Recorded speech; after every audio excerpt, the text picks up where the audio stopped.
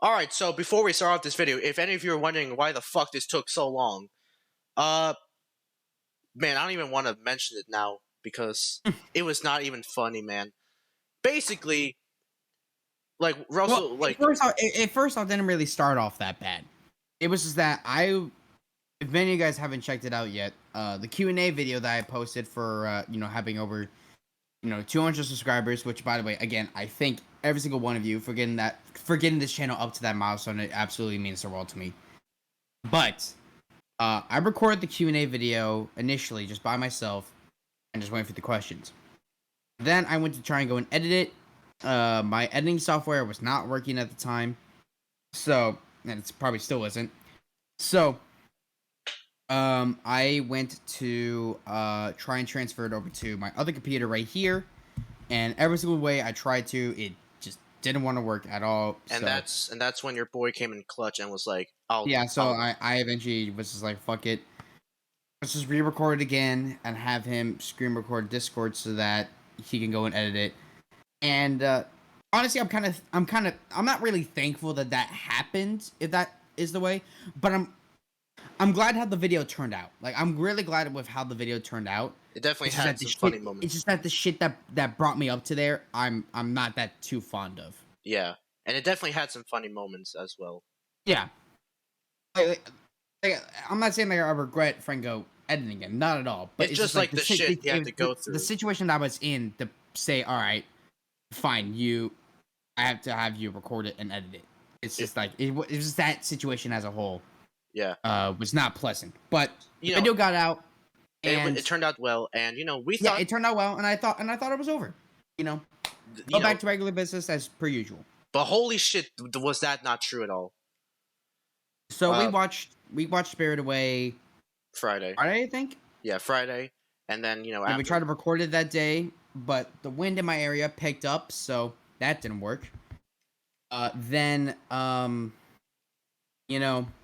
we tried again Saturday, and that's when Russell's internet decided to completely shit on him, and... Yep, my internet just cut out, and couldn't do it. You didn't even get your internet back on until, like, nighttime. Yeah, until 8:50 at night in a specific standard time. And it cut off at, like, 4. Yeah. So... And that was my wife... that was because I have Xfinity. It was Xfinity's fault, because they sent a text to my parents basically saying that, yeah, we'll try and get up. Like, we have an estimated time that it will be up by 9:30 p.m. And it got up by 8:50, so a whole 40 minutes before it was supposed to happen, but still, it kind of sucked. It was still technically off for a few hours. So, that pissed me off. And now today, as we're recording this, which is Sunday, August 6th, I fucking boot on my computer, and my Discord app does not want to work. Yeah. I've tried every single way. I've tried reinstalling it. I've tried, like, trying to repair it. I even tried installing it through the Microsoft Store. Every single way I tried to do it, it did not work. So, I even tried doing it on this laptop, because obviously, I'm going to pull it up here. I have Discord on here, so I could easily do it. And we hooked it all up, and it worked okay. But it didn't really perform as well as we wanted it to. The camera was buffering a lot. Yeah. But it could very well be the fact that, like, it needed, like, an update or whatever. But so yeah. So now sorry about the out of focus camera, but basically now I am currently recording this on the web version of Discord, and according to Franco, everything is working fine. It's actually my webcam is not buffering at all. Yeah, it's actually running really well. Like, it's actually insane.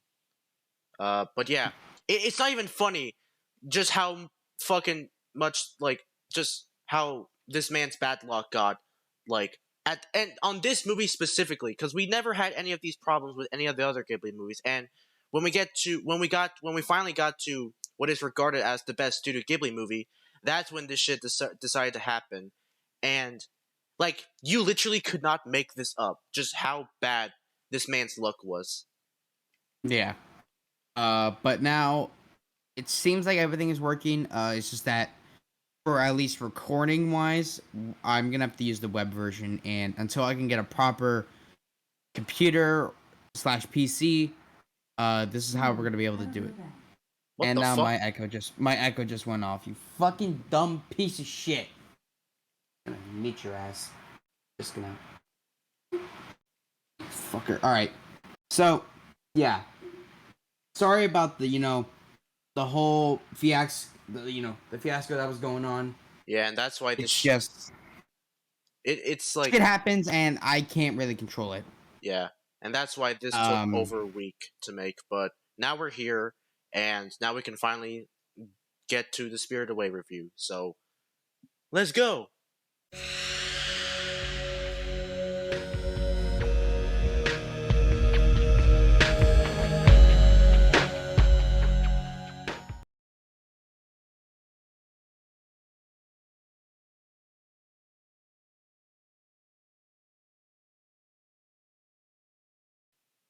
Well, folks, this is the big one, the one that everyone's been waiting for, the one that in every single SGS video up until this point, everyone's been commenting about and waiting for this review to come out.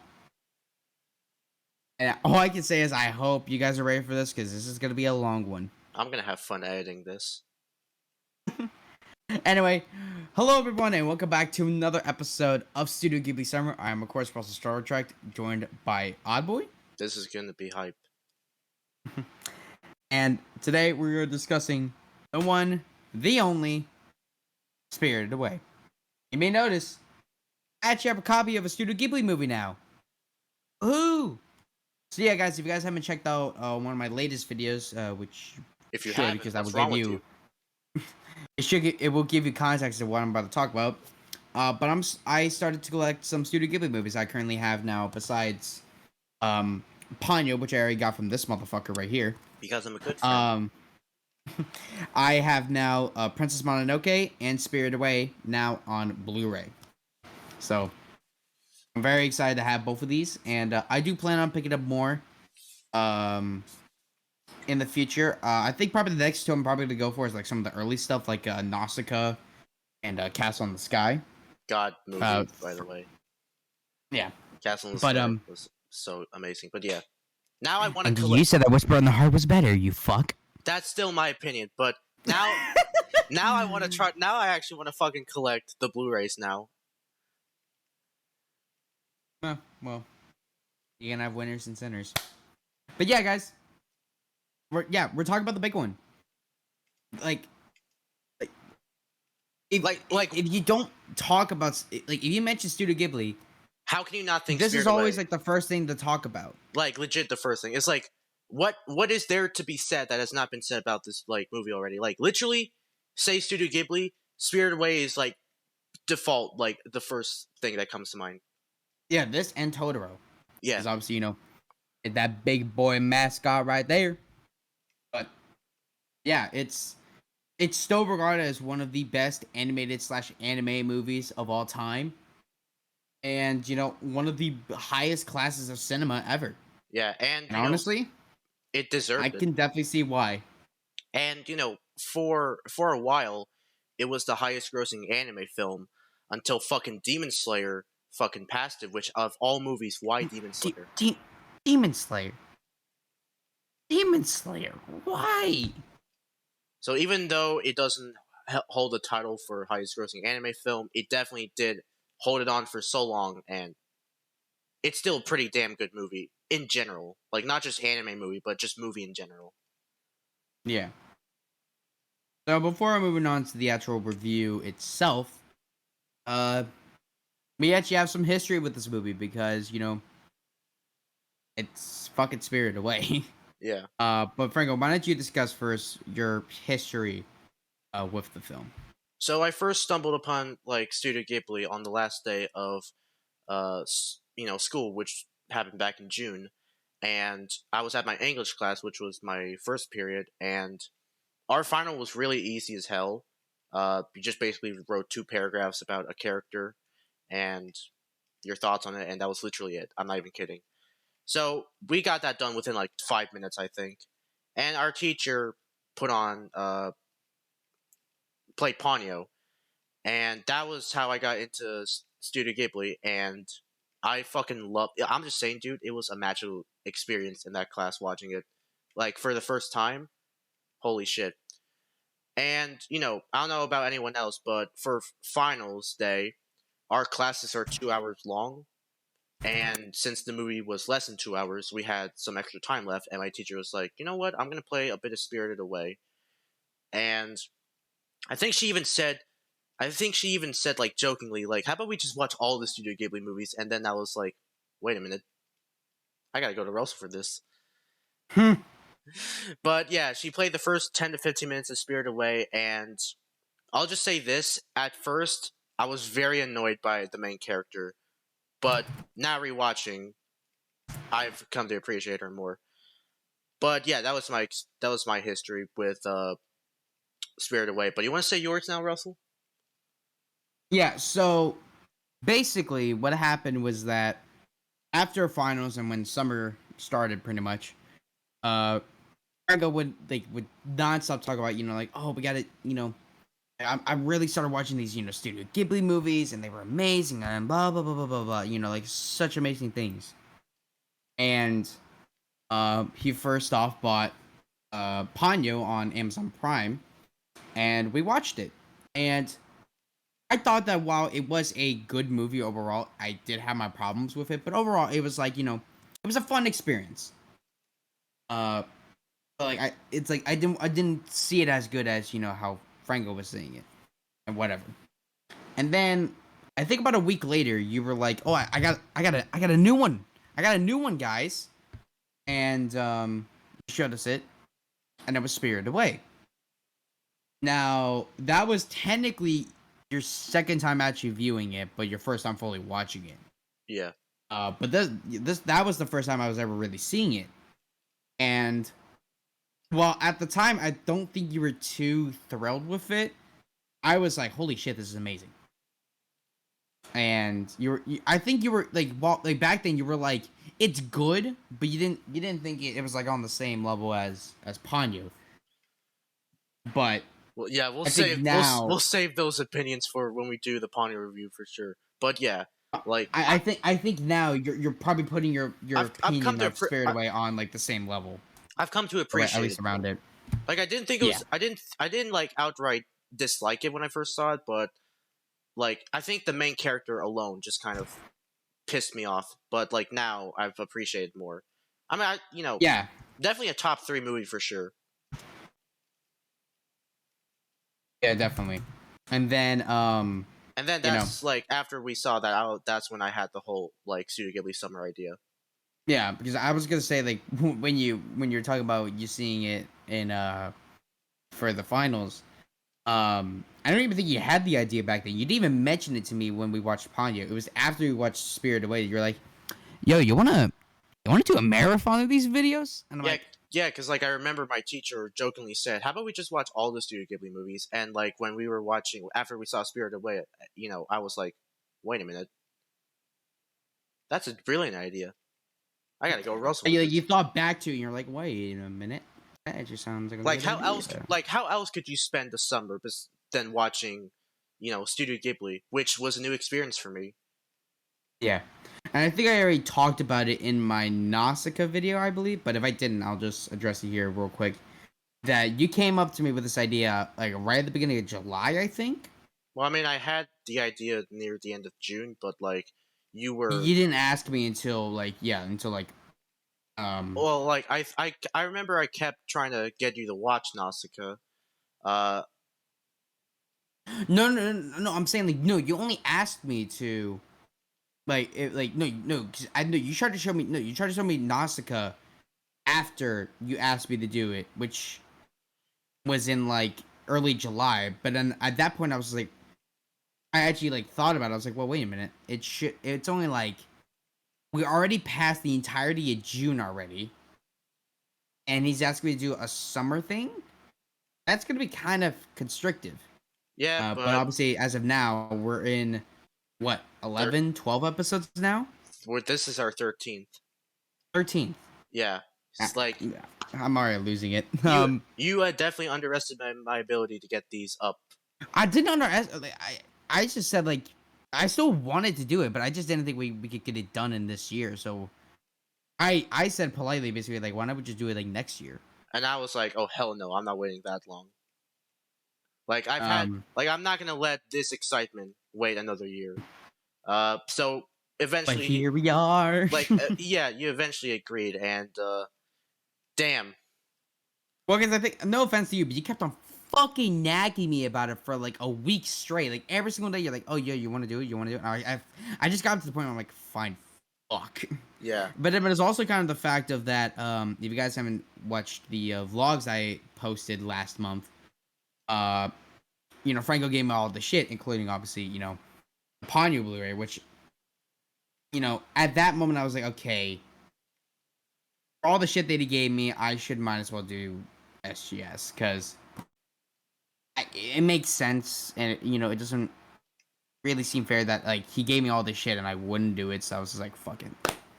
And now here we are on episode 13. And fuck. um, but yeah. So obviously we had to rewatch this for the review. So this was really both of our second times really fully watching the movie. yeah. And I noticed a lot of like little things that I never really did before. And I guess that's really kind of the cool thing about rewatching movies is that like you really notice like the fine details when you're going back and rewatching them, which we'll get to as the video goes on. Um, but yeah. So I mean, do you want to mention anything before we move on? Uh, I got nothing, so let's move on. All right. So yeah, to actually get on to the details themselves, this was released in July of 2001 in Japan. It had the budget of just over $19 million. Domestically in Japan, it made over 300 million, and worldwide it made almost 400 million. So This was a big deal. This was the shit. yeah, this was the shit back in 2001, and of course, you know, you can't have really a really good Studio Ghibli movie without it being directed by the man, The legend the myth, the himself. legend himself, fucking Mr. Hayao Miyazaki. And to, I guess, kind of address it now, since I don't know when we really will address it. But while he may not have been, the actual director of the film in this region, for its American version, this was actually the first Studio Ghibli movie to have some full out involvement from Disney themselves, and that person being John Lasseter, who is the king of the crop when it comes to Disney movies in general. Going back all the way to Tron in '82, and also like him also working on like Mickey's Christmas Carol before moving on to working on Pixar shorts in the late '80s, moving on to full out feature films in the mid '90s, starting off with of course Toy Story. But his involvement didn't actually start with this movie. Technically, it did, but if you guys may remember in our review of Princess Mononoke, uh, we actually mentioned that John Lasseter actually saw this movie and was fairly fascinated by this movie. And I think you even said, Franco, that like he has quoted saying like this is one of his like most influential movies. Yeah. So, and this was kind of like the thing that made him want tell Disney like, hey, this company has some really good shit. Buy them for America, and we'll be making bank. And obviously, he didn't really have that much involvement with My Neighbor Modest because who fucking would? Yeah, he let that happen with Nintendo. Yeah. So, but his actual first project for Studio Ghibli for America was Spirited Away, and the American dub would later come out in, I believe, 2003. Yeah. And yeah.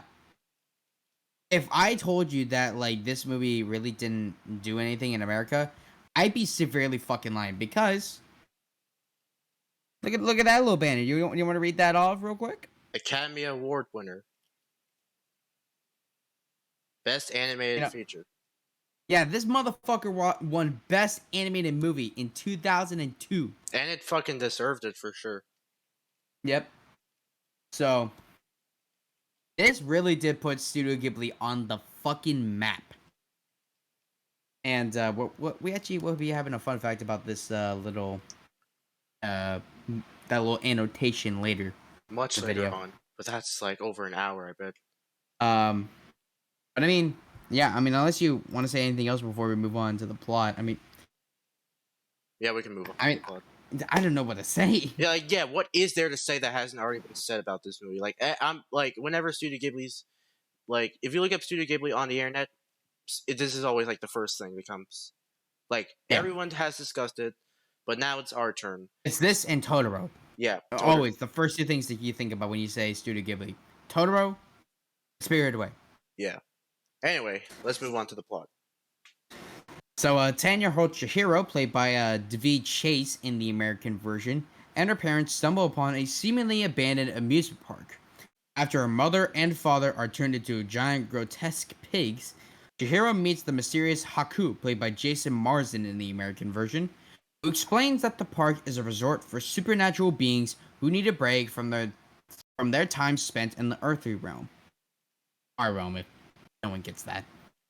And that she must work there to free herself and her parents from this weird, dimension that she's found herself into.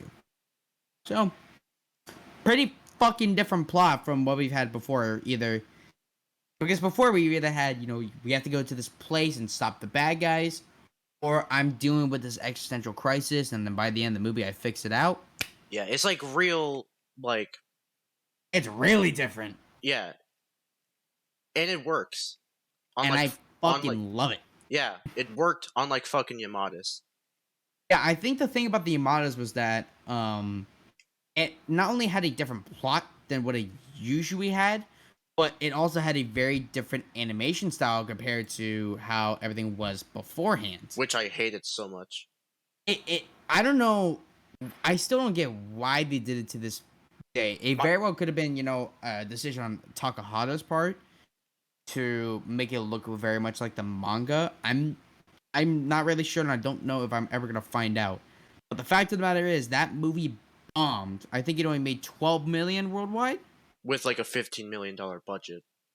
Yeah, Shade made over almost 400 million on a what was it? On a almost $20 million budget. Yeah. That should be enough said. And I think it's just because, well, one, you had a Hayao Miyazaki bag. He really never fails. And two, they went back to the traditional animation style, which they missed out for Yamada's after, obviously doing...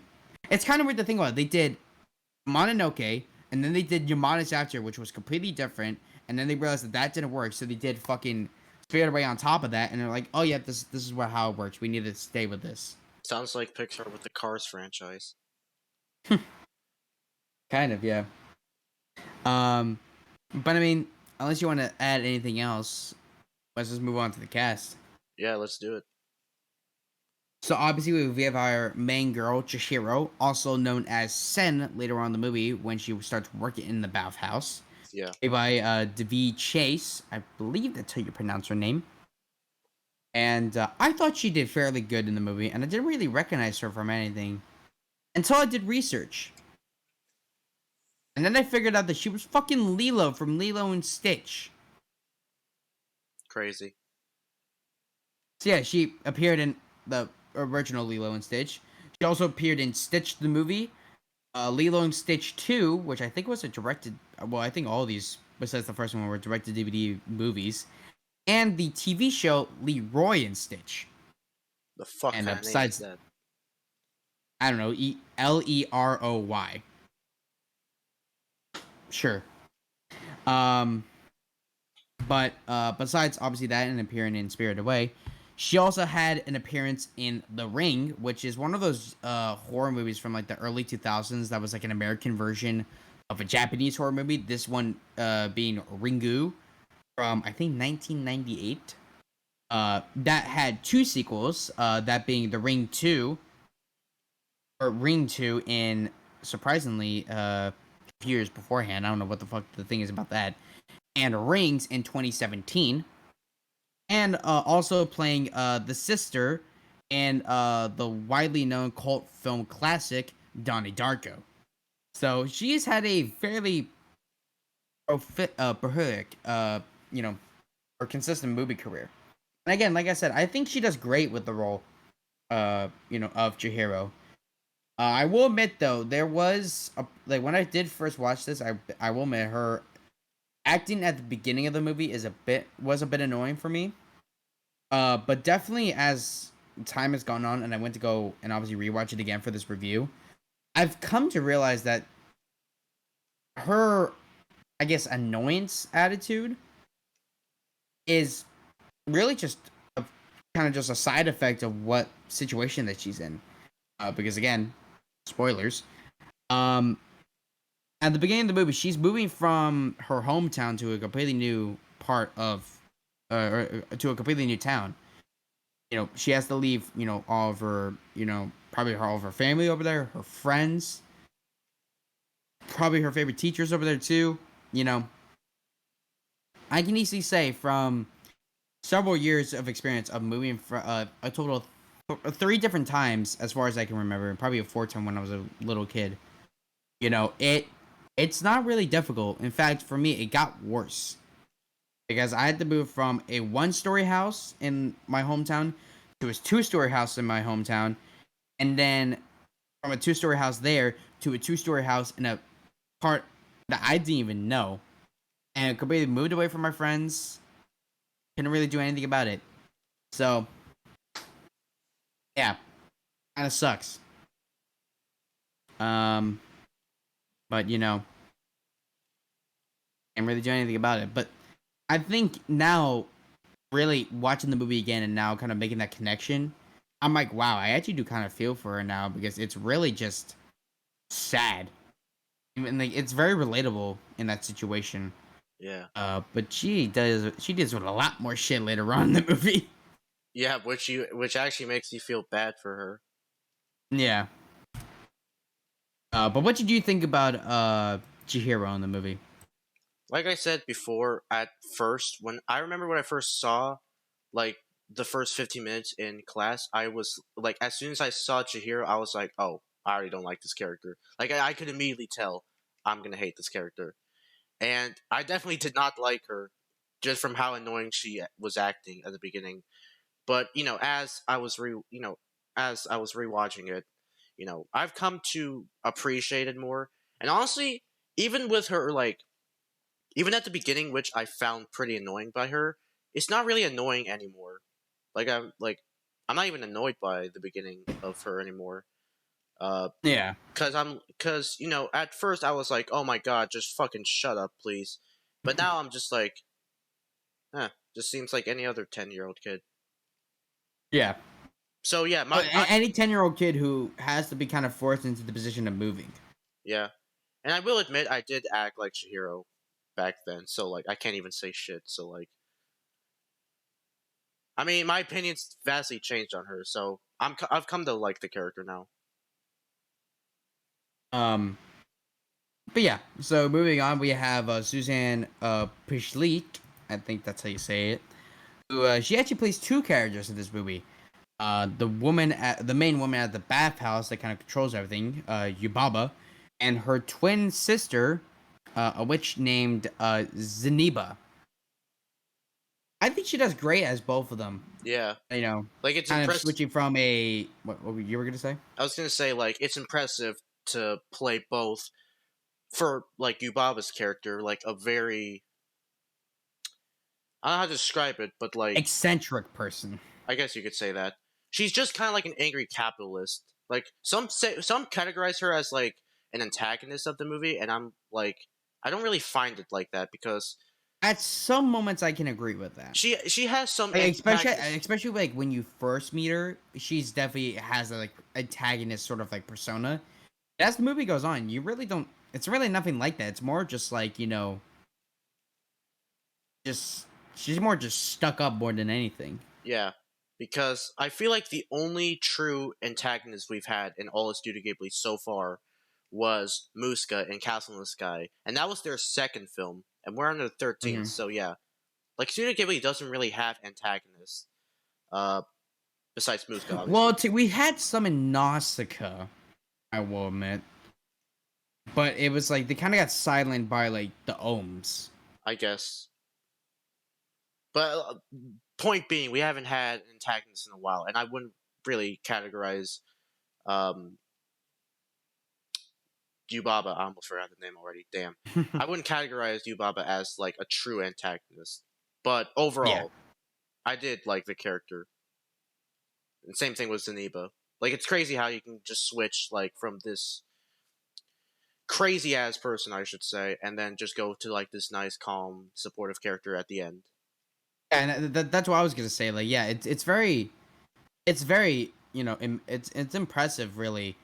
How she's able to go from this kind of wacky kind of character with your Baba, and then moving on to like a more calm and like trying to like more relaxed character with Zeniba.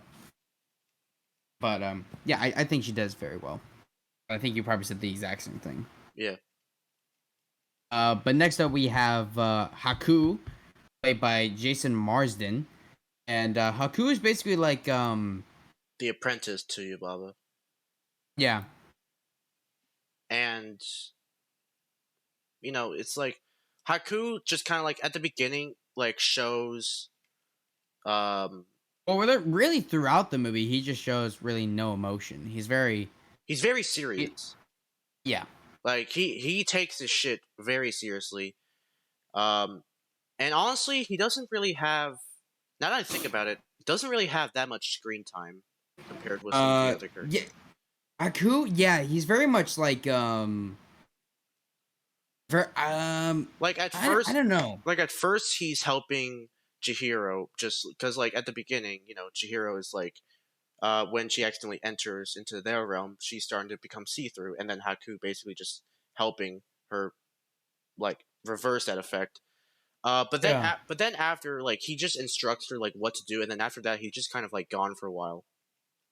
He like pops in and out of the movie quite frequently. Yeah, But I think for that character it works because you don't really want that kind of character to be popping out throughout the entire movie, or else that's gonna really kind of kill your mood. yeah. Um, but yeah, I think he does all right. But I really recognize him more as Max Goof from not only the Goof Troop series, but also both a Goofy movie and an extremely Goofy movie. Um, so I kind of I don't really hear it honestly because this was like I said I think this the English dub was made in 2003 and the last time you played Max Goof was in 2000. So can't really hear it. But he also did a role in um Lion King too. Yeah, just gonna that pee. But I mean, yeah, I think he does all right. Nothing too crazy. But what do you think about what do you think about Haku in the movie? Not overall, he was okay. I mean, he definitely did great. Like Jason definitely did a great role with like the very serious tone. But overall, I didn't like. Yeah, Haku just kind of gets sidelined a lot. Like, yeah, he pops in and out, but he's not really there. Uh, Yeah, he s kind of gets lost in the mix a bit. yeah. But overall, I thought he was a solid. I thought he was an okay character. I will admit though, when during our one of our previous takes, I was doing research on him and I almost completely mistook him as James Marsden, the guy who plays fucking Donut Lord in the Sonic movies. Yeah, So, well, because they both have Marsden as their last name, and they have very similar first names. So it's Jason and James. yeah. Like, It's how the fuck can I not get confused over that? yeah. I can't blame you for that one. But yeah, it's weird. But moving on, we have Lynn, played by Susan Hegan, who you know is very much a supportive role for Chihiro. or Yeah. Sen technically, because that's what she's known in the bathhouse. Yeah. But um, yeah, like she at first seems like a very stuck up person, but once Chihiro actually gets a job in the bathhouse, she's very open to her and be like, if you need anything, just talk to me and I'll get it for you right away. And then they become like kind of like little besties throughout, which I'm honestly kind of glad because it's like that little, not like a major twist, but it's like that little twist where she's like, like, oh god, I can't believe I'm looking around with a human. And then she's like, oh yeah, no, like, yeah, this is my friend, Sen, like, you guys need to be really respectful of her. She's totally chill, like that sort of thing. So Yeah, I do because very much. like the characters in the bathhouse kind of have like they kind of despise humans. Um, Yeah, because it's.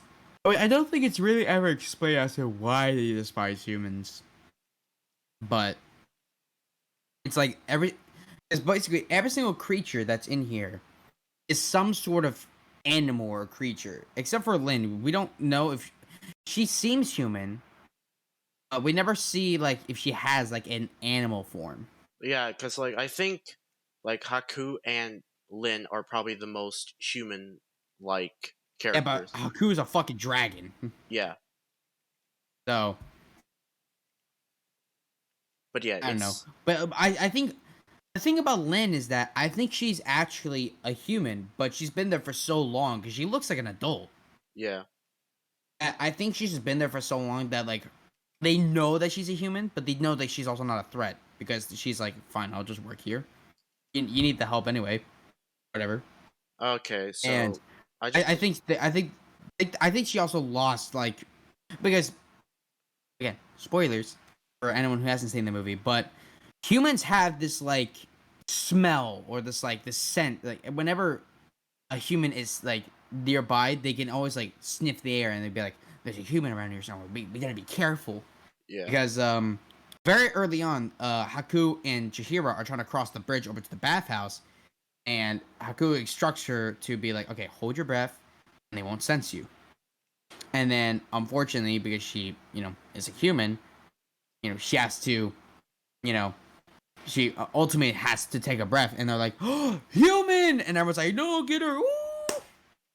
So it's like, it's very much like kind of like a I guess like a force kind of thing where it's like they sense and it's like human nearby, and be careful.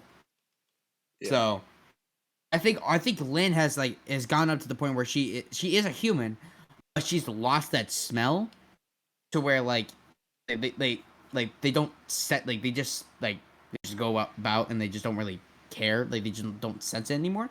yeah. Also, I just looked up what Lin's age is supposed to be, and apparently she's supposed to be 23 years old. Yeah, so basically like I think a mid adult. Yeah, But yeah, so yeah, definitely.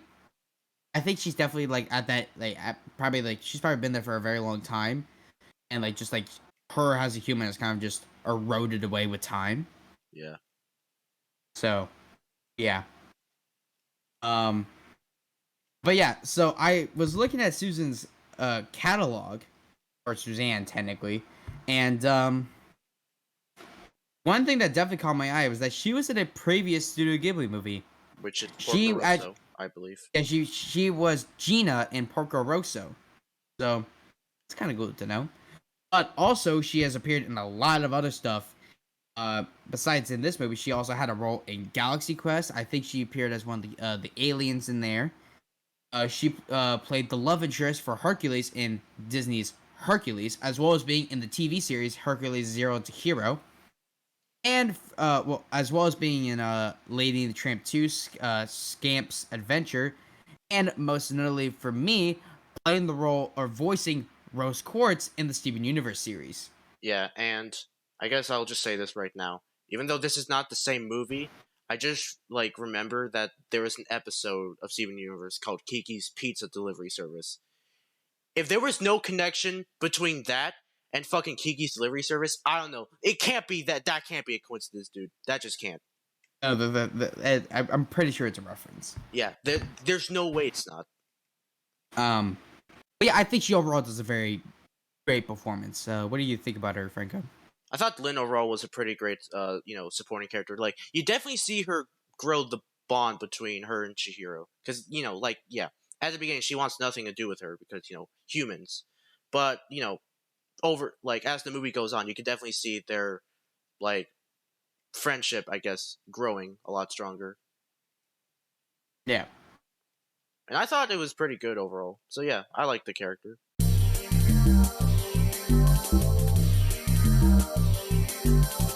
All right. So next up we have Kamaji, played by David Ogen Steers. I think that's how you say his name. Who I believe is the boiler man in the bathhouse, right? Like Yeah, the guy with the spider arms and shit. yeah, and the fucking Eggman head. The Eggman face. Yeah. I think that's the second guy now that we come across that has the Eggman face. First it was that guy from Castle in the Sky, and now this. What the actual shit? What?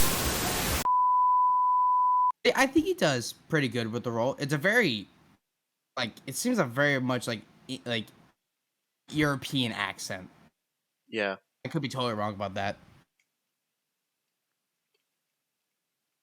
And he's American? Heh. Weird. But I didn't, I'm looking at his resume right now, and he also appeared in all of the Lilo and Stitch movies. And, okay, so I actually got this wrong earlier, but, so there's Lilo and Stitch, the first one, and then Stitch the movie in 2003. So, okay, so the first one was 2002, then Stitch the movie in 2003, then in 2005, there was Lilo and Stitch 2, and then during all of that, there was a TV series named Lilo and Stitch the series, and then finally in 2006, there was another movie called Leroy and Stitch. You got it? Now, okay, now that you said Leroy, I can't fucking stop thinking about Leroy Jenkins! Yeah, but he also apparently appeared in all the Beauty and the Beast movies, as well as both Pocahontas movies, as well as also appearing in the fairly popular TV show MASH, and also appearing in Atlantis: The Lost Empire. So a lot of Disney stuff, and also The Hunchback of Notre Dame. Again, a lot of Disney stuff, and then finally, the one I recognize him.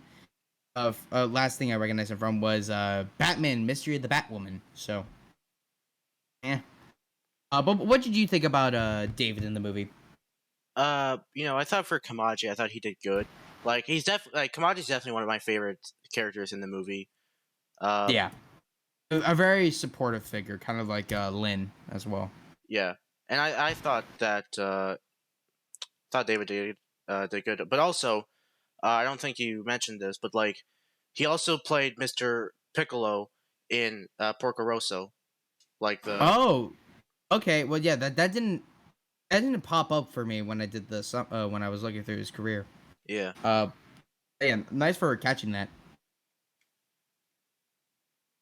All right, so now moving on to Lauren Holly. Oh wait, sorry, go on. I was gonna say these next two characters are just kind of irrelevant because like we don't see them. We kind of have to mention them. I know, but like we don't see them until the beginning and the end. Well, but yeah, we see them at the beginning, and then they turn it. But yeah, if you guys don't know, it's the parents, like Chihiro's mother and father, played by Lauren Holly and Michael Chiklis, Chickless? I think. Chiklis. I don't know. But yeah. So, yeah, like I said, they appeared at the beginning, then they get turned into pigs, and then like they kind of pop in and out as pigs throughout until the very end.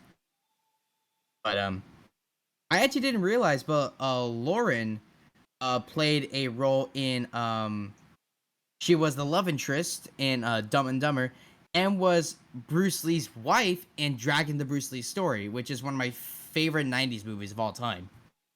In fact, I have the Blu-ray of it somewhere. You know what? Fuck it. I'm gonna pull it out right now. He's getting another Blu-ray, boys. Shut up. There. I really do enjoy this movie. In fact, this is probably like my favorite Bruce Lee movie that doesn't even star Bruce Lee in it. Because he was already dead by this point for like 20 years. But yeah. But yeah, I think both do all right. They don't really do. Oh, my camera's going out of focus again. They don't really do. They don't do that much. much. Yeah, but it's like you kind of need them in like scenes that they're in order for the story to go along. Yeah, which they stumble upon like this, like as you say, this like meat deli, and like they discover this abandoned amusement park, and then there's like these restaurants near, so they decide to eat there. Except Chihiro, which she was smart for this case, does not eat, and after she accidentally stumbles across Haku, who informs her to get out before it gets dark, she goes back to get her parents, and lo and behold, they're fucking pigs. Yep. And they don't appear as humans until pretty much the very end. But even though they're kind of irrelevant and kind of forgetful, they were important for the context or like the plot to happen. Yeah. I just looked at the father's resume, like the guy who played the father, and the only thing I'm recognizing him from is the 2000s Fantastic Four movies, which are not that good. But he did also appear in Soldier, so that kind of bumps him up a bit. Yeah, but overall, I thought the parents were okay. Just kind of forgetful, but we needed them for the story to happen, so I'll just give it that. Yeah. And then oh boy, this next one I know you're gonna love talking about. I'm excited for this one. So next up we have the assistant manager, who is basically like one of the managers in the bathhouse that kind of just maintains things around. And he's played by a Pixar alumni, that being John Ratzenberger. The man himself. Now, if you guys don't know who John Ratzenberger is from Pixar, what is wrong with you? What the fuck? Yeah. He has basically appeared in almost every single Pixar movie, starting with Toy Story as Ham. Yeah. And like I said, it's been continuing to go on and on, throughout. Yeah, like he's also he's also. I think he has though slowed down his roles significantly since like the Renaissance era, I believe. Like I think he's definitely slowed it down. I guess. I think he appears every once in a while. Yeah, but John Ratzenberger is definitely known for playing some iconic Pixar characters like Ham, for example. And I think he said he was one of the circus bugs in A Bug's Life. Yep, he was one of the circus bugs in Bug's Life. He also played the abominable snowman in Monsters Inc. The abominable snowman, and then I think after that, did he have a role in No, I think it was I forgot what that fucking group of fish called. It's like the silverfish, and like they make like the silhouettes, I guess. And oh fuck, I'm trying to remember like the scene where in like I haven't seen Finding Nemo in a long time, but like the orange and blue fish are like trying to find Nemo, and they come across like all those like silverfish, and they like form these like things like with like the whole group. I'm trying to find it. Fish School and Husband Crab, it says. Wait, what? I don't know. I'm just looking at this, but I don't even fucking remember Finding Nemo. But I was gonna say, so yeah, he is also the abominable snowman in Monsters Inc. But the one that I definitely recognize him most, besides Ham in Toy Story, is Mac from Cars. Yeah, okay, I was right. So it's the silverfish. Like the silverfish scene where they're making like the octopus, and then like they form into like the fish. I don't know, man. Are you looking for this fish? I've never cared for Finding Nemo. That's Paul's fucking business. Yeah. Okay. No. So you're right. You said the school of fish, right? Like beforehand. Yeah, you're right. It was the school of fish. Yeah. If we ever gotta talk about Finding Nemo, that's Paul's business. Yeah. Because I do not care for that movie. But like John Ratzenberger, a fucking legend, and he only really has like a few scenes throughout the movie. Or a few moments throughout, but the moments that he does have are really great. And then finally we have Tara Strong as Bo, who is it Bo or Ba? I don't know. I'd probably just say Bo, but it's basically the baby. Yeah, Yababa's son. Well, is it son if it's voiced by a girl? I'm not sure. Does it even have a The- I- gender? I don't even know. Let me check this. well, we'll just say the baby. I believe it's a female though. But she has appeared in a lot of stuff. Or she's voiced Oh, by Tara Strong. okay. What? Apparently it's the son. So apparently Bo means boy. Oh, okay. But yeah, she has appeared in a lot of stuff that most kids will remember. Um, I'm just gonna run down the list right here, and probably Frank will be throwing images all over the fucking place. Like I haven't But already. With how yeah, long true. this review is. So she, in order from what I'm seeing on Google here, The Fairly Odd Parents, Loki, Teen Titans Go, as well as the original Teen Titans, Guardians of the Galaxy Volume 3, The Little Mermaid 2, The Powerpuff Girls, The Boondocks, My Little Pony, Friendship is Magic, The fuck? Ben 10, Rugrats, Ladybug and Cat Noir the movie, Chowder, Teen Titans Go to the Movie, Sing, DC Superhero Girls, Ice Age, National Lampoon, Senior Trip, God, Wow Wow Wubsy, Oh my god, I Rick and forgot that. Morty, Danny Phantom, Jesus Christ, man. Napoleon Dynamite, The Proud Family, Young Justice, Kim Possible, The Killing Joke, Fucking hell, man. and The Adventures of Jimmy Neutron. Oh my god, that's so much. So, yeah, she's had a very intense career. I think she's most well known as playing I think Raven in Teen Titans, as well as playing Barbara Gordon in the aforementioned The Killing Joke. And she apparently also voiced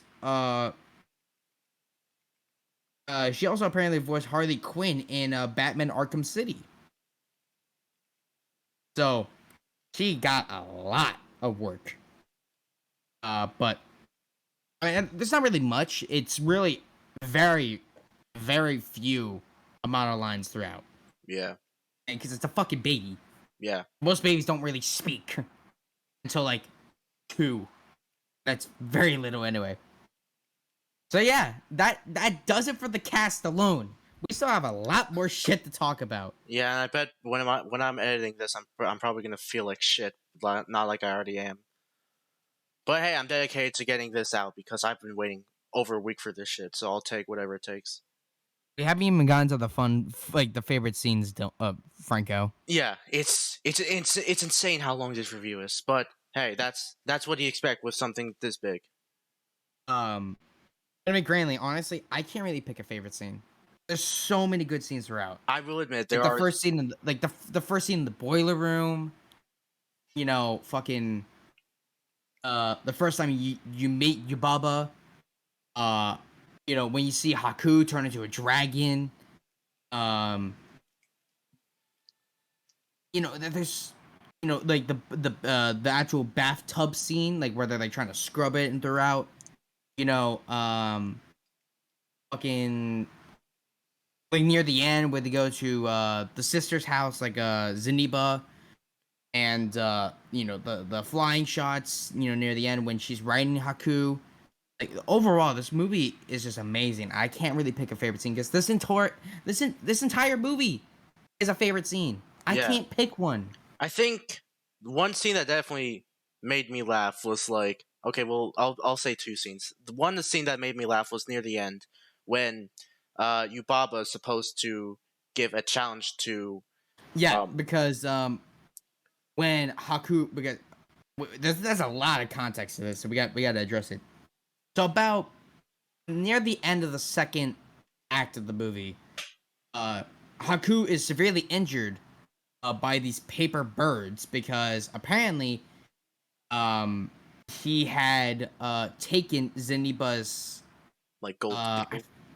yeah, it was this gold seal or whatever. And you know, like he took it from her, and so she sent like a whole bunch of paper birds to attack him. It's very weird. And so Sen at this point technically, because that's what her name is. I guess at this point. I guess to give context real quick to why it's also Sen. So Oh when yeah. So like she damn, who's supposed to talk? Damn, which one of us is supposed to talk? Okay, here. So basically, what happens is that obviously she appears in this realm, and Haku explains to her that in order for her to save her parents, which have, like we said, turned into pigs, she has to go and get a job in the bathhouse so that she doesn't fade away completely. So she goes to the boiler man. I already forgot what his fucking name was. Kamaji. Yeah. So she goes to Kamaji, asks him like, "Can I have a job?" And he's like, "Blah blah blah blah blah, whatever." You know, like you have to go and you have to talk to your bubba for that one.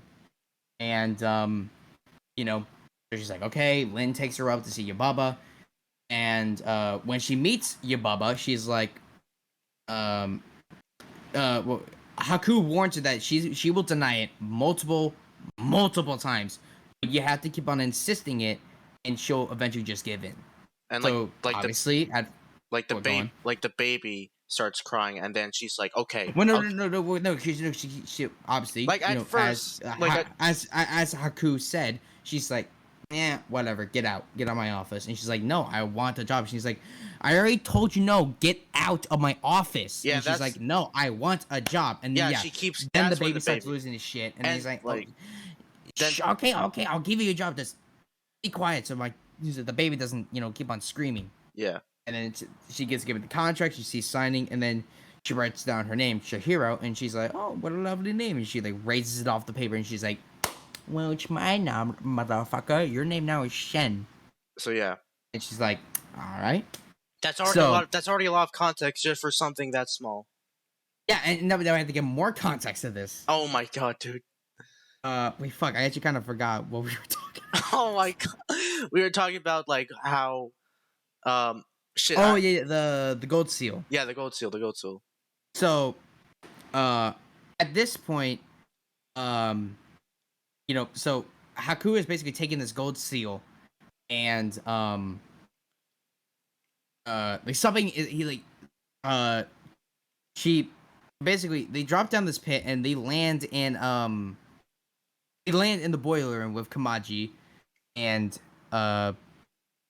he's no, because beforehand she gets given this this green fuzzball looking thing, which apparently turns out to be a like some sort of like medicine ball or some sort of like medicine given from like the river spirit or something. Oh wait, no, yeah, because it was given to her. There's so much context to give. It's actually from that unbelievable. Shit monster that I do not even want to think about. Yeah, and you can only imagine how Russell felt when he got to see it in higher quality when he was watching on Max. Oh god, I might actually in the.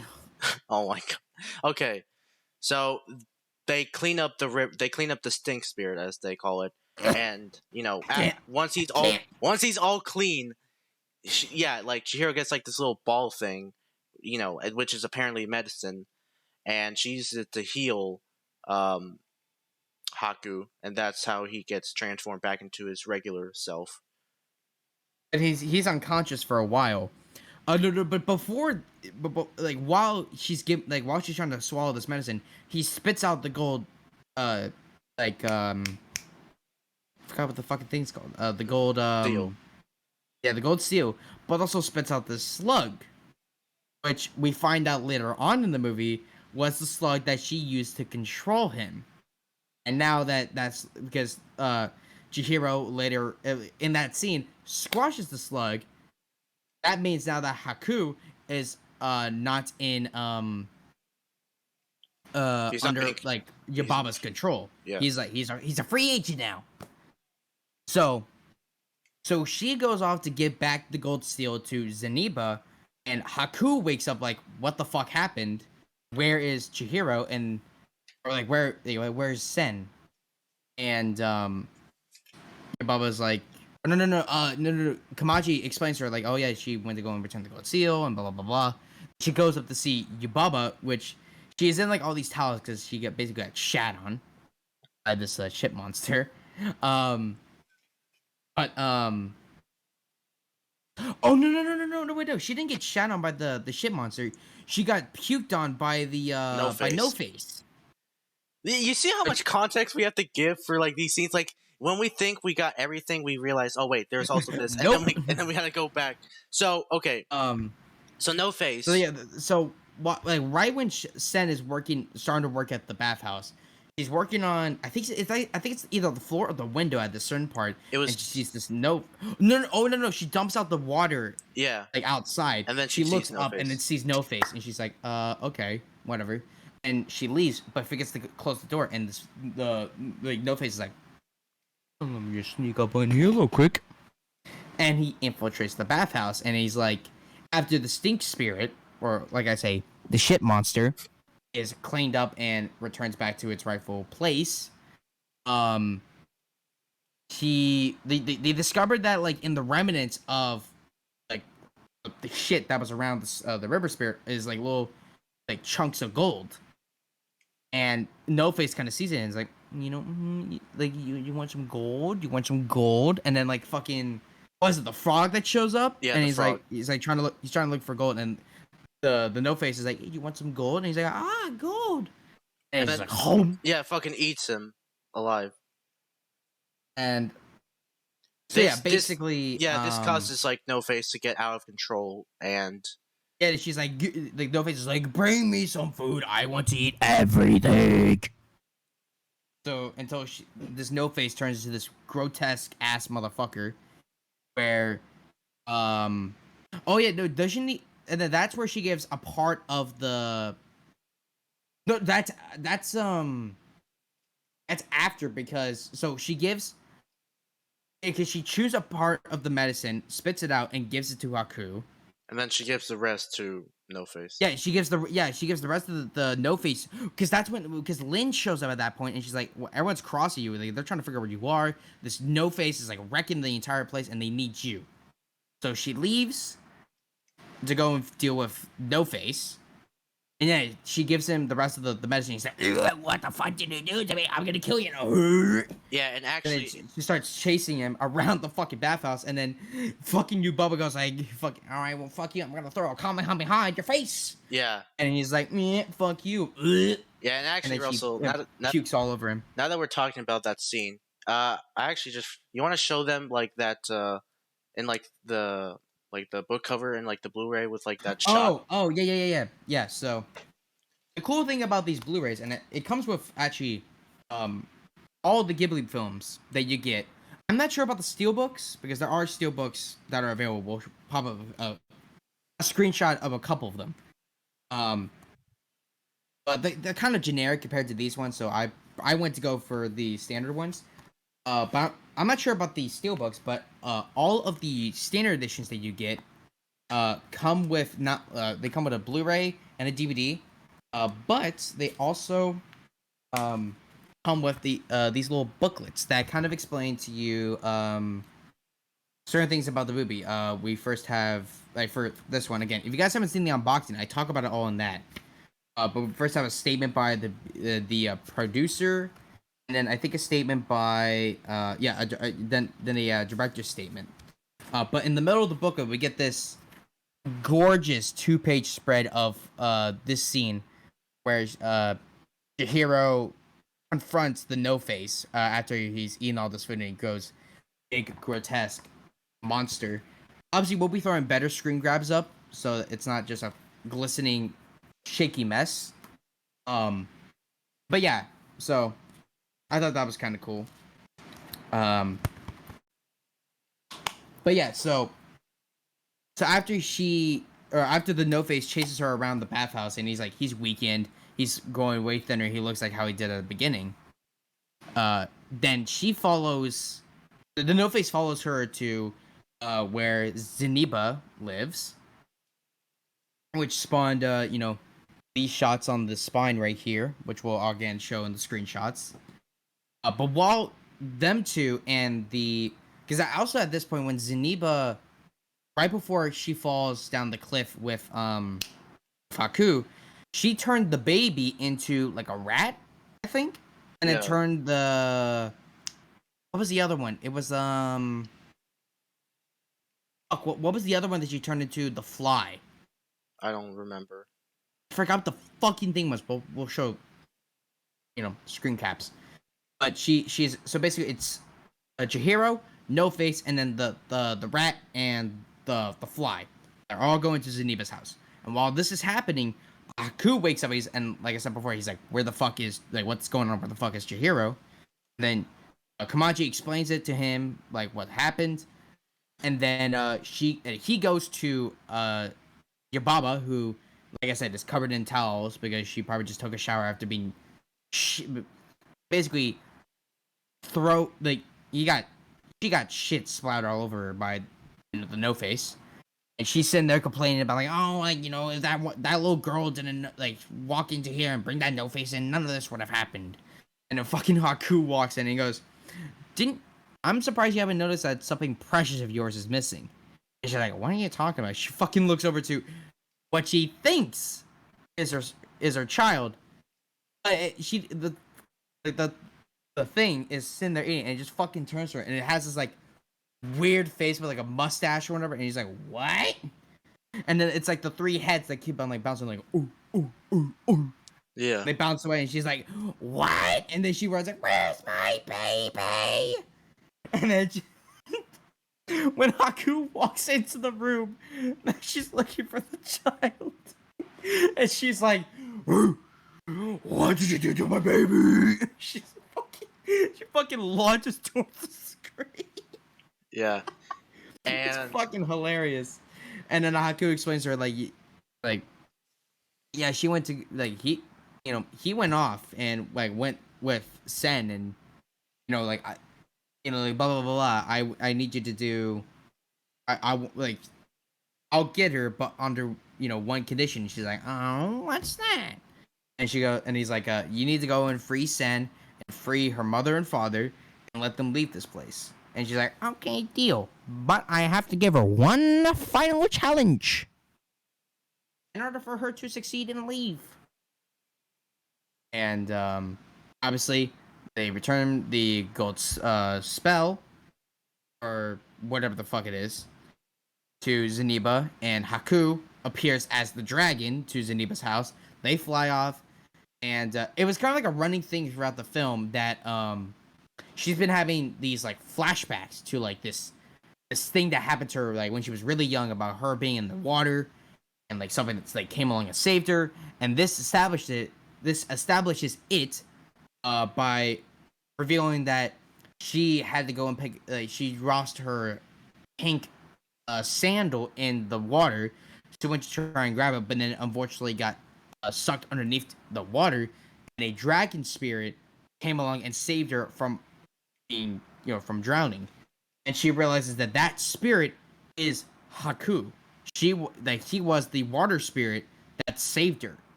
And he's like, you remember my name? Yeah. I couldn't remember my name for so long. Yeah, it was the Kohaku River. Yeah, the Kohaku River. The spirit of the Kohaku River. Yeah. And then so they get back to the bathhouse, and he's like, remember, you have to give her one final test. What did she say? Yubaba, she's like, I don't know what you're talking about. And everyone's like, oh, boo, you suck. And then she's like, shut up.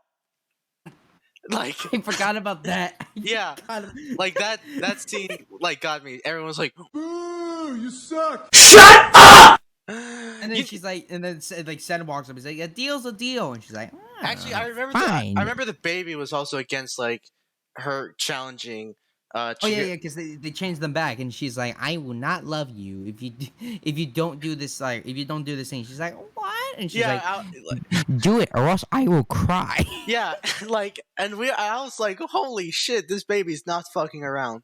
And okay, so okay, go on. This was your favorite. You were talking about this. So yeah. Did you notice how much fucking context we had to give until we finally got back to this? That's insane. I mean, that also shows you how great this fucking movie is, because you can just have hour-long conversations about this. I mean, yeah, but holy shit, that was so long. But yeah, that was one of my favorite scenes, was when everyone was like, "Boo, you suck," and then, "Shut up," and then also the baby's like, "If you," I forgot, but he's like, "I will not love you if you challenge her," and This baby's got some roast. Yeah. And that's the thing about this movie is that there's always those small roasts. I remember there's another scene where like I think when they heal Haku and like he's still unconscious and then Lin comes in and then she notices what's happening and then she's like, What happened? Or what was that? Why is there blood all over the walls? Yeah, and then, Kamaji kind of explains and then yeah. He's like, it's called true love. Something you'll never know. Yeah, it was like holy shit. That was just out of nowhere. Trying to think of any other scene that really stuck out to me. I think honestly the opening scene in the amusement park. I think that really set the tone for the movie for me. Where it was like, yeah, this movie ain't fucking around. Where it's like, yeah, the parents start eating, then she walks over to the bridge, and then all of a sudden the fucking the Hakuji is just standing there. And she's like, what the fuck? And she goes, and he's like, you need to leave now. And she's like, what? And she's like, it's gonna be dark soon, you need to leave. And like the clouds are forming over, and it's like, oh shit. So yeah, I can't think of any other scenes, but those scenes I mentioned definitely left. Oh, I can think of one more funny scene. All right. It's also near the beginning when she encounters Kamaji, and she's like, I want a job, and she's like, oh, whatever. Oh, I know what you're talking about. And so there's like these little, I don't know what you want to call them, but they're like little spiders. Spiders that are like, what are they? I forgot what the fucking. What he explains that they are, but it's like ash or something like that. Something along those lines. I forgot what he says about it. But it's like these little creatures that kind of carry these like coal coal basically to this like furnace, like throw them in to keep like the heater running or whatever. And fucking I forgot what happened. Oh yeah, because like you see like one that's like kind of stumbling something, and then he just fucking drops down. So I was like. Yeah, and then Chihiro's sitting there like, oh, being a good fucking person, she's like, just let me just pick that up. And I don't know if it's just the fact that she was weak or that coal in the spirit realm is like 10 times heavier than how it is in like the earth realm. But she's struggling to pick this up. Yeah, she picks up like it's like 1,000-ton weight, and I'm like, coal seriously cannot be that heavy. Yeah, and then when she gets closer, but yeah, she walks over, throws it in, and then all the spiders. Like, yeah, she like sitting there sweating, and then she looks at it, and all the spiders are like looking up, like, what the fuck was that? And she's like, she doesn't say anything, but she is like looking at him like, what? And then and she's like once like looking around, like, and then fucking drops on him, and I was like, and he's like, and she's like, what? And like Kamaji looks over like, what the fuck? And then all of them start doing, he's like, and he's like, get back to your fucking jobs. Yeah, and also while we're on that scene. The other part that made me laugh was like we see Lin for the first time, just bring in their meals. Yeah. Bring in like their Kamaji's meal, and then she Kamaji's meal, and then like the little like things for like the ash spiders that look like Starburst. Yeah, they look like Starbits, I swear. More Nintendo and Studio Ghibli are more connected than I thought. Well, I mean, they were involved in My Neighbors the Yamadas, which was the film before. But now we know how they got the idea of Starbits. Oh my Mario god! Galaxy. Anyway, so Lin, because technically that game came out in 2007, 6 years after this movie came out. Yeah. So anyway, Lin's basically giving them their meals, and then she spots Chihiro, and then she's like, a human. Fuck is that? A human. And she's like, you're the one everyone's looking for. And then out of nowhere, Kamaji's like, she's my granddaughter. And they're both like, what? Which, okay, I think I've heard people say, like, oh, like, he's kind of an antagonist as well, like, Kamaji. Which I'm like, no, he's just like... Because I think we brought this up in one of our previous attempts at it. But, like, he's not really a villain. In fact, more of anything, he's more of a supportive character. Like, yeah, in the beginning, he's a dick. But he's in the work environment. Like, he's just... Yeah, he's in a work environment. He's a leadership role. So, you kind of have to be strict in order for things to go well. And then you sit there, you're like, yeah, I got a good day's job right there. But when he's not working, he's actually a good character. Yeah, he's actually like a nice person. So he like I think right like before like Lin walks in, but like right I think like yeah, definitely before Lin walks in, he definitely like feels like not like a connection with her, but he knows something about it. He just stares at her, and he probably just like connects it like you know what? You're not half bad. You know, I will, I will give you a job. And then that's when Lynn walks in and he's like, yeah, she's my granddaughter. And they're like, huh? Yeah, Huh? that completely threw me off guard. It didn't really for me because that just showed me that all right, he's actually gonna stand up. Yeah, For, I mean, this it, girl. it shows he's starting to get some trust with her, but it's like that. Still, that was like out of nowhere. But it like, also shows that not like at the beginning of this movie that not everyone's a dick. yeah, but that still was like. Granted, most of the people in the bathhouse throughout the movie are dickheads. Well, yeah, But, like the main people that you meet, like Kamaji, Lin, even Yubaba to an extent. She's not like they're not dickheads. They're just like in the work environment. They have to be kind of like strict. They kind of have to be a form of terror. They have to have they kind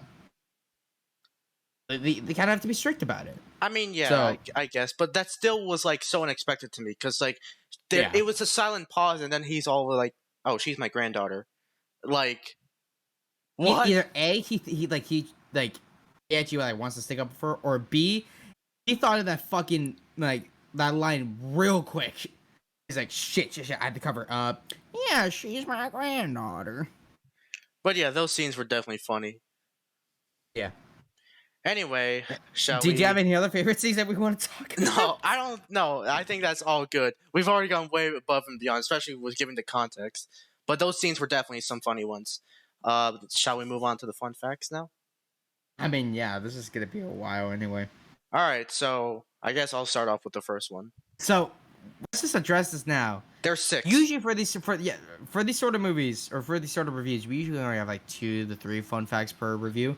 This motherfucker wrote down 6. Yeah, when I was looking for the fun facts, these fun facts were so like they stuck out to me. Like, oh my god, these are actually really good. I gotta include all of them.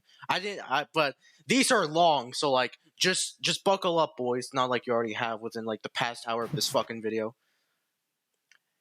But anyway, I guess I'll start off with the first one then. So Franco will be handling 1, 3, and 5, and I'll be doing 2, 4, and 6. Yeah, I'll be doing the odd numbers. Ha, funny, because I'm odd boy. Yeah, fucking shut up. I already get it. And then Russell will be doing the You pulled that fucking joke on yourself. You wanted it to be like that.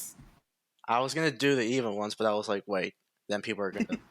Fuck it. Okay, look. Okay. What, are you gonna say that people would think you were even, boy? I know Matt. No, I know Matt has to deal with that fucker already. I don't think he talks to him at all. Okay, that's good. That's a good sign already. Okay. Anyway, should I just say the first one then? Go ahead. All right. So fun fact. Okay. So fun fact number 1. Did you know that Spirited Away was created without a script? Yeah.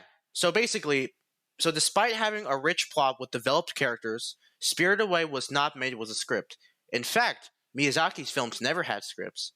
As he quotes, "I don't have the story finished and ready when we work on a film," the filmmaker told Midnight Eye. He then continues and says, "I usually don't have the time, so the story develops when I start drawing storyboards. The production starts very soon thereafter, while the storyboards are still developing." End quote. And then Miyazaki. So Miyazaki does not know where the plot is going, and he just lets it happen organically. And then he states, "It's not me who makes the film. The film makes itself, and I have no choice but to follow." So yeah, pretty interesting. It's kind of crazy how you can make such great films without a script. Yeah. Like that's like that takes a lot of talent. I mean, yeah, there are a lot of popular films that or very well-known films that you can think about that start off without even having a script, and yet they just evolve into these classics that everyone knows. Yeah, it's crazy, man. But anyway, I'll let you do number 2 now. Yeah. So fun fact number 2 is that did you know that Chihiro was actually inspired by the daughter of one of the director's friends? So after announcing his retirement in 1997. The filmmaker took friends to his mountain cabin, and his friend's daughter and his peers inspired Miyazaki, as they were on the verge of Adolescence. Adolescence. I'm a fucking idiot. Adolescence and extremely apathetic. What the fuck are these names? The Arturu decided He needed to make a movie for 10-year-old girls. There wasn't a lot out there for them. Their magazines were heavily focused on romance and crushes. He has quoted saying, "I felt this was not what they held dear in their hearts, not what they wanted."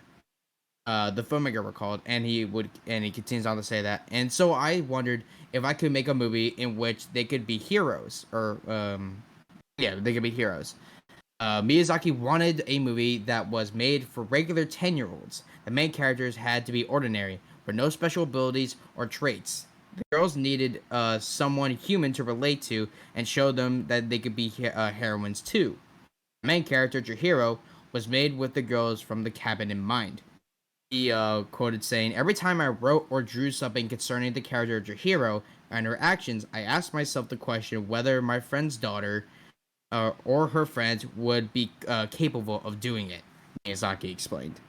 So, I mean, yeah, I think that's pretty cool to, like, go up to your friends and be like, wow, like, guys, I was in a movie, and, like, they'll be like, what? It's like, I was in a Hayao Miyazaki movie, and I'm like, really? I was like, well, not exactly, but I was a part of it, like, conceptually. I think that's hella cool to think about. But you want to move on? All right. So, fun fact number 3. Did you know that the river spirit was inspired by Miyazaki's experience cleaning in a river? So yeah. So in one scene, which Russell, if you just want to take your headphones out, then I recommend that, so you don't think about it. I'm fine. Okay. So in one scene that Russell despises, a quote unquote stink spirit comes to the bathhouse to get clean. Chihiro finds a bicycle handle sticking out of the gunky creature's side, and after wrapping a rope around the handle and pulling it out, the gooey beast is revealed to be the spirit of a polluted river. This scene is actually based on a real experience.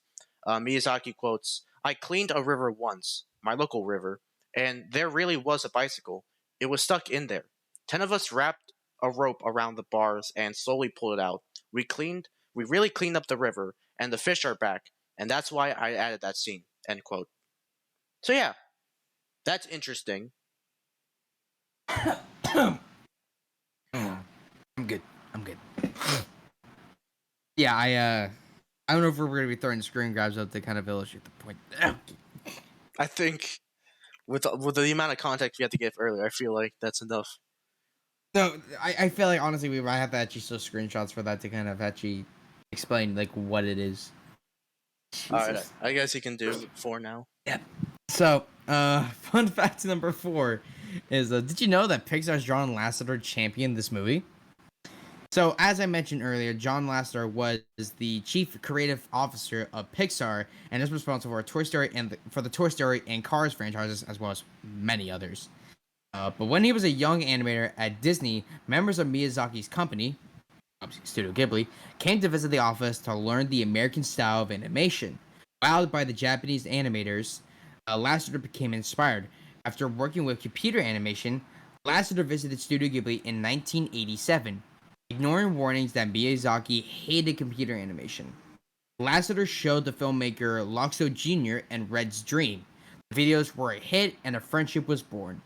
The first screening of Spirited Away outside of Japan was at Pixar Studios. Miyazaki then asked Lasseter to help him with the English dub. The Pixar director convinced Disney to buy the distribution rights and went on to be the executive producer of the film's American version. Thanks to his tireless championing, the movie was a hit. So yeah. Fucking, if you have a passion and you like something, just fucking go for it. That's what I have to say about this one. Yeah. So, I mean, that's pretty much about it for that one. So, you want to move on? All right. So, fun fact number 5. Did you know that Disney wasn't the first American studio to try to acquire Studio Ghibli? Okay, so Studio Ghibli has always been a highly sought after business, and for over 20 years, American studios had tried to acquire the studio. Toshio Suzuki, which, sorry if I butchered it, who is the wait, hold on. Toshio Suzuki, who is the producer of Spirited Away, turned these offers down, but Disney finally came up with a unique deal. So there were 2 preconditions. They wanted all the films, and they would not alter or cut the films at all. Suzuki found these terms favorable and accepted, and that's how Disney got the rights to the Studio Ghibli movies. I mean, granted, I don't know why you would want to cut, the movies at all, because as I keep on mentioning a couple times beforehand, if you saw a review of Nausicaa and of the Valley of the Wind, you may remember that I talked about an English dub that was made, or an English version of the movie that was released a year later after the movie came out in 1985. I'm And trying to remember what the fucking movie was called, Warriors of but the they Wind. cut out Warriors of the Wind, yes. But they cut out like half an hour out of that movie, out of the original cut, for it to make sense in puny American brains. Apparently back then, and Miyazaki was quite pissed about that, and basically vowed that for there to be an American dub for it, it has to be uncut, which makes sense, and it fucking works. Yeah. Because you should never cut a movie unless it's necessary. And which in that case, it wasn't. Actually, yeah, I'm gonna look at the fucking... I can spell the goddamn name correctly. I'm gonna look at the American version was called. Yeah, Warriors of the Rain. Yeah, you're right. Yeah, because they have it up on IMDb now. Okay. And like, didn't Yeah, they released in the U.S. and Europe. Wait, what? You were gonna say? I was gonna say, didn't they also change fucking Nausicaa's name to something else? Yeah, I'm looking at it right now. So this may be a sidetracking part, but it's kind of important for kind of this point. But released in the U.S. and Europe in 1985 as Warriors of the Wind, this version removed nearly 25 minutes of footage, including the entire opening credit sequence, much of Nausicaa exploring the toxic jungle, Yupa and Nausicaa's discussion in our laboratory, flashbacks of young Nausicaa defending the baby Omi, or Homu. I think that's... I'm trying to remember how you say it. Absol and Nausicaa's dialogue about the nature of the poison forest, several sequences leading up to the Gold Soldier, and the entirety of the ending credits montage, save for the very last shot of Nausicaa's hat. In addition, the characters' names were changed, and most of the dialogue was completely rewritten with no regard for the film's plot. So yeah, watch the English dub that Disney did for Nausicaa, and not the shitty 85 recut. Just no. It's it's bad. Yeah, let me... I'll look at this. Wait. Eventually. Well, yeah, that's pretty much all I can find about it right now. But yeah, so I think that left a bad taste in Miyazaki's mouth about, recutting his movies. And so I bet that for when Disney signed the contract with Ghibli about taking over the American rights, I bet it was kind of just like, not really like they would not do it. I think it was just Miyazaki was just like, you're not altering any of my fucking movies, because you see that over there? You see that fucking thing over there? Don't do that. Okay? You don't do that or else you're fucking out. So, very plain and simple. And finally, the final fun fact for today's episode is number 6. And did you know that Miyazaki actually did not attend the 2003 Academy Awards due to his opposition to the Iraq War? This was the one I wanted to do, but I'll let Russell take fuck away. it. So basically, despite the fact that Spirited Away was nominated and eventually won Best Animated Feature in 2003, Miyazaki quietly declined to attend the ceremony. He did not publicly explain why until 2009, when he opened up to the New York Times at Comic-Con. The filmmaker was against America's invasion of Iraq at the time, but the producer of Spirited Away requested that he did not vocalize these opinions publicly until the whole matter was settled with. So yeah, unless you don't know your history, I'm not explaining because I'm not gonna ruin the vibe. Why would you? Yeah, but There's probably several videos on the internet or on YouTube anyway explain this, which I do not want to go into. Yeah, but I'll just say, gee, thanks, Bush. Oh, fuck you. Pretty sure that's about it, unless you want to add anything else. I don't think there is anything else for this movie specifically. I think we've actually are finished. I think we're good. So, Franco, what are your final thoughts on Spirited Away? It is definitely an S tier movie and A plus for sure. There's no denying that. It is a very enjoyable film, and you definitely need to watch it. Like, what I would.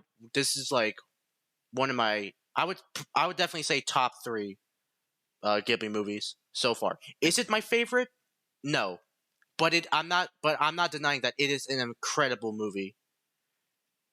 Yeah. I mean, you basically took the words right out of my mouth. This is an amazing movie. I think everyone should watch it. It's on Max if you can't find the Blu-ray. You know, it's on Max, as well as most of Ghibli's catalog, except for, I think, Grave of the Fireflies, I don't think is on there. Yeah, Grave of the Fireflies is not on Max. But yeah, so basically, almost the entirety of Ghibli's catalog is on Max, so you can easily watch this on there, in either its American version or in the Japanese version if you like that better. Yeah, absolutely love this movie. It's incredible. Like Franco, though, would I say this is my favorite? Objectively, yes, it is. But personally, I think I still like, Castle in the Sky and Princess Mononoke over this.